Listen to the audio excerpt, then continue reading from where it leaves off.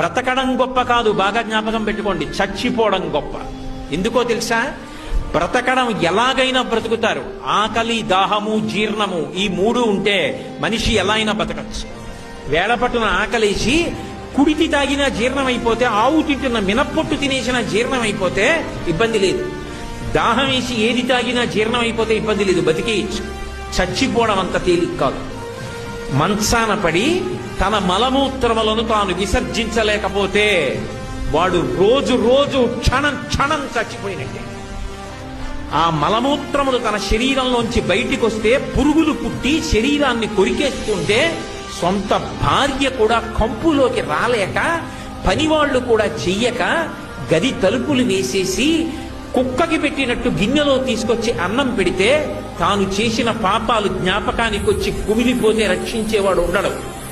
అనాయాసంగా వెళ్ళిపోవడం అంత గొప్పది. అది ఇవ్వగలిగిన వాడు శంకరుడు ఒక్కడే.